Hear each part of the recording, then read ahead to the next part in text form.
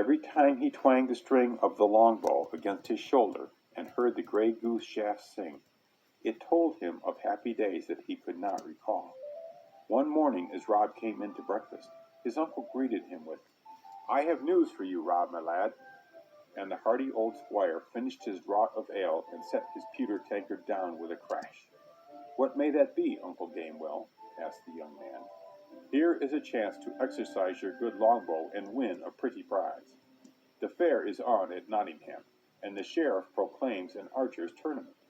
The best fellows are to have places with the king's foresters, and the one who shoots straightest of all will win for prize a golden arrow. A useless bauble enough, but just the thing for your lady love, eh, Rob, my boy?" Here the squire laughed and whacked the table again with his tankard. Rob's eyes sparkled. "'Twere indeed worth shooting for, uncle mine," he said. "I should dearly love to let fly arrow alongside another man, and a place among the foresters is what I have long desired. Will you let me try?" "To be sure," rejoined his uncle. "Well I know that your good mother would have had me make a clerk of you, but well I see that the greenwood is where you will pass your days. So here's luck to you in the bout." And the huge tankard came a third time into play. The young man thanked his uncle for his good wishes, and set about making preparations for the journey. He traveled lightly, but his yew bow must needs have a new string, and his cloth-yard arrows must be of the straightest and soundest.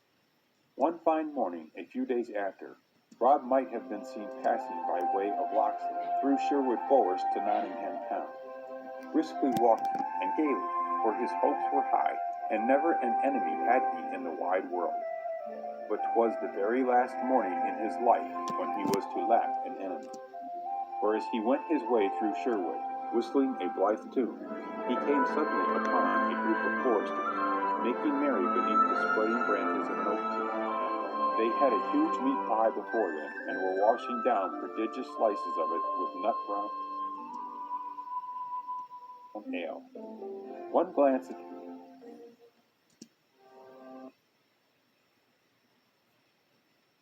leader, and Rob knew at once that he had found an enemy. 'Twas the man who had usurped his father's place as head forester, and who had roughly turned his mother out in the snow. But never a word said he for good or bad, and would have passed on his way, had not this man, clearing his throat with a huge gulp, bellowed out, "By my troth, here is a pretty little archer. Where go you, my lad, with that two-penny bow and toy arrows? Belike he would shoot at Nottingham fair. Ho, ho!" A roar of laughter greeted this sally.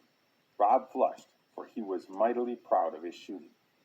"My bow is as good as yours," he retorted, "and my shafts will carry as straight and as far.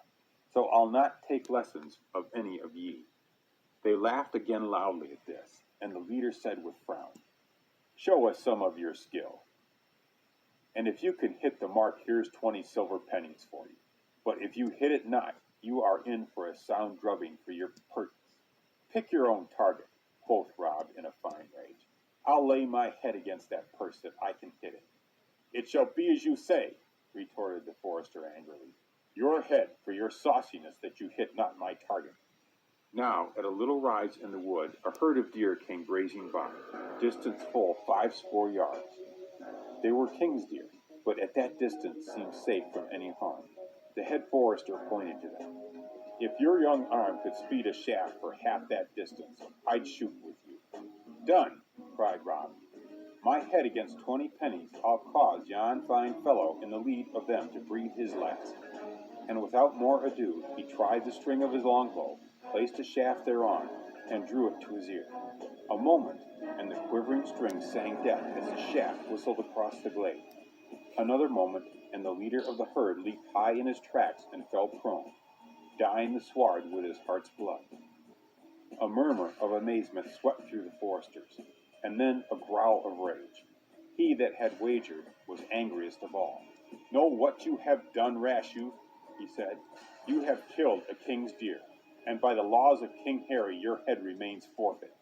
Talk not to me of pennies, but get ye gone straight, and let me not look upon your face again." Rob's blood boiled within him, and he uttered a rash speech. "I have looked upon your face once too often already, my fine forester. 'Tis you who wear my father's shoes." And with this he turned upon his heel and strode away. The forester heard his parting thrust with an oath. Red with rage he seized his bow, strung an arrow, and without warning launched it full at Rob. Well was it for the latter that the forester's foot turned on a twig at the critical instant, for as it was, the arrow whizzed by his ear so close as to take a stray strand of his hair with it. Rob turned upon his assailant, now 20 yards away. "Ha!" said he, "you shoot not so straight as I, for all your bravado. Take this from the twopenny bow." Straight flew his answering shaft. The head forester gave one cry, then fell face downward and lay still. His life had avenged Rob's father, but the son was outlawed. Forward he ran through the forest, before the band could gather their scattered wits. Still forward into the great greenwood. The swaying trees seemed to open their arms to the wanderer and to welcome him home. Toward the close of the same day, Rob paused hungry and weary at the cottage of a poor widow who dwelt upon the outskirts of the forest. Now this widow had often greeted him kindly in his boyhood days, giving him to eat and drink. So he boldly entered her door. The old dame was right glad to see him, and baked him cakes in the ashes, and had him and tell her his story. Then she shook her head. "'Tis an evil wind that blows through Sherwood," she said. "The poor are despoiled, and the rich ride over their bodies. My 3 sons have been outlawed for shooting king's deer to keep us from starving, and now hide in the wood. And they tell me that 20 of as good men as ever drew bow are in hiding with them." "Where are they, good mother?" cried Rob. "By my faith, I will join them." "Nay, nay," replied the old woman at first, but when she saw that there was no other way, she said, "My sons will visit me tonight. Stay you here and see them if you must." So Rob stayed willingly to see the widow's sons that night, for they were men after his own heart. And when they found that his mood was with them, they made him swear an oath of fealty, and told him the haunt of the band, a place he knew right well. Finally, one of them said, "But the band lacks a leader, one who can use his head as well as his hand. So we have agreed that he who has skill enough to go to Nottingham, an outlaw, and win the prize at archery, shall be our chief." Rob sprang to his feet. "Said in good time," for I had started to that self-same fair, and all the foresters and all the sheriff's men in Christendom shall not stand between me and the center of their target. And though he was but barely grown, he stood so straight, and his eye flashed with such fire, that the 3 brothers seized his hand and shouted, "A Locksley! A Locksley! If you win the golden arrow, you shall be chief of outlaws in Sherwood Forest." So Rob fell to planning how he could disguise himself to go to Nottingham town, for he knew that the foresters had even then set a price on his head in the market. It was even as Rob had surmised. The sheriff of Nottingham posted a reward of £200 for the capture, dead or alive, of one Robert Fitzooth, outlaw. And the crowds, thronging the streets upon that busy fair day, often paused to read the notice and talk together about the death of the head forester. But what with wrestling bouts, and bouts with quarterstaffs, and wandering minstrels, there came up so many other things to talk about, that the reward was forgotten for the nonce, and only the foresters and sheriff's men watched the gates with diligence, the sheriff indeed spurring them to effort by offers of largesse. His hatred of the father had descended to the son. The great event of the day came in the afternoon. It was the archers' contest for the golden arrow, and 20 men stepped forth to shoot. Among them was a beggar man, a sorry-looking fellow with leggings of different colors, and brown scratched face and hands.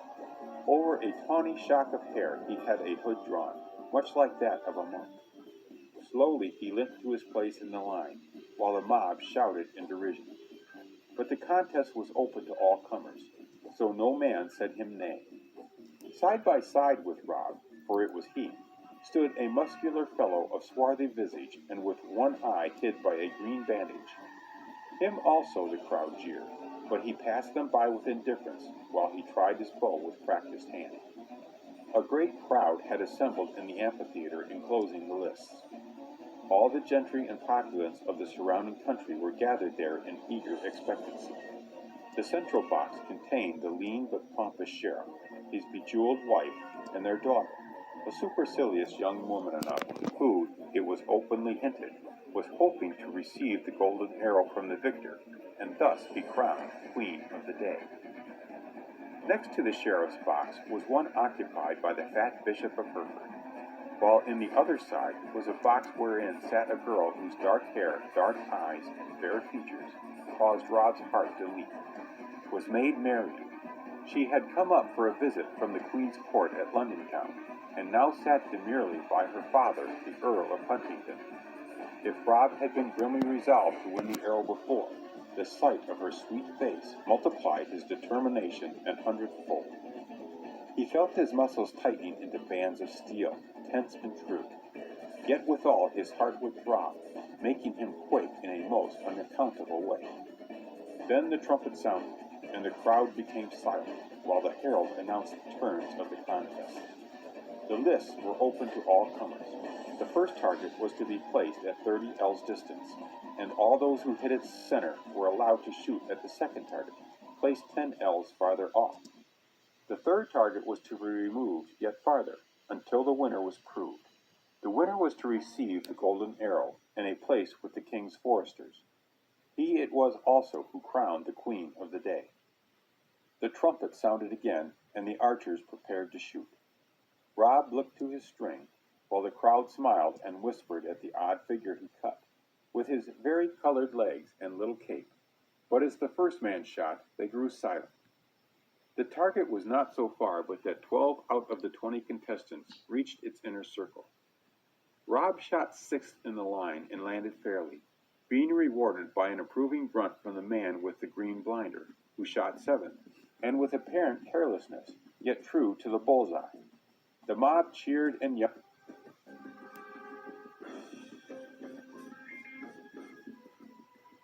themselves hoarse at even this marksmanship. The trumpet sounded again, and a new target was set up at 40 ells. The first three archers again struck true, amid the loud applause of the onlookers, for they were general favorites and expected to win. Indeed, 'twas whispered that each was backed by one of the three dignitaries of the day. The fourth and fifth archers barely grazed the center. Rob fitted his arrow quietly, and with some confidence sped it unerringly toward the shining circle. "The beggar! The beggar!" yelled the crowd. "Another bull for the beggar!" In truth, his shaft was nearer the center than any of the others. But it was not so near that Blinder, as the mob had promptly christened his neighbor, did not place his shaft just within the mark. Again the crowd cheered wildly. Such shooting as this was not seen every day in Nottingham town. The other archers in this round were disconcerted by their preceding shots, or unable to keep the pace. They missed one after another and dropped moodily back, while the trumpet sounded for the third round, and the target was set up 50 ells distant. "By my halidom, you draw a good bow, young mister," said Rob's queer comrade to him in the interval allowed for rest. "Do you wish me to shoot first on this trial?" "Nay," said Rob, "but you are a good fellow by this token, and if I win not, I hope you may keep the prize from yon strutters." And he nodded scornfully to the three other archers who were surrounded by their admirers, and were being made much of by retainers of the sheriff, the bishop, and the earl. From them his eye wandered toward Maid Marian's booth. She had been watching him, it seemed, for their eyes met. Then hers were hastily averted. Blinder's quick eye followed those of Rob. "A fair maid, that," he said smilingly, "and one more worthy the golden arrow than the sheriff's haughtiness." Rob looked at him swiftly, and saw naught but kindliness in his glance. "You are a shrewd fellow, and I like you well," was his only comment. Now the archers prepared to shoot again, each with some little care. The target seemed hardly larger than the inner ring had looked at the first trial. The first three sped their shafts, and while they were fair shots, they did not more than graze the inner circle. Rob took his stand with some misgiving. Some flecking clouds overhead made the light uncertain, and a handful of wind frolicked across the range in a way quite disturbing to a bowman's nerves. His eyes wandered for a brief moment to the box wherein sat the dark-eyed girl. His heart leaped. She met his glance and smiled at him reassuringly, and in that moment He felt that she knew him despite his disguise, and looked to him to keep the honor of old Sherwood. He drew his bow firmly, and taking advantage of a momentary lull in the breeze, launched the arrow straight and true, singing across the range to the center of the target. "The beggar! The beggar! A bull! A bull!" yelled the fickle mob, who, from jeering him, were now his warm friends. "Can you beat that, Blinder?" The last archer smiled scornfully and made ready. He drew his bow with ease and grace, and without seeming to study the course, released the winged arrow. Forward it leaped toward the target, and all eyes followed its flight. A loud uproar broke forth when it alighted just without the center and grazing the shaft sent by Rob. The stranger made a gesture of surprise when his own eyes announced the result to him, but saw his error. He had not allowed for the fickle gust of wind which seized the arrow and carried it to one side. But for all that, he was the first to congratulate the victim. "I hope we may shoot again," quoth he. "In truth, I care not for the golden bauble, and wish to win it in despite of the sheriff for whom I have no love. Now crown the lady of your choice." And turning suddenly, he was lost in the crowd, before Rob could utter what was upon his lips to say, that he would shoot again with him. And now the herald summoned Rob to the sheriff's box to receive the prize. "You are a curious fellow enough," said the sheriff, biting his lip coldly. "Yet you shoot well. What name go you by?" Marion sat nearby and listened intently. "I am called Rob the Stroller, my lord sheriff," said the archer. Marion leaned back and smiled. "Well, Rob the Stroller, with a little attention to your skin and clothes, you would not be so bad a man," said the sheriff. "How like you the idea of entering my service?" "Rob the Stroller has ever been a free man, my lord, and desires no service." The sheriff's brow darkened.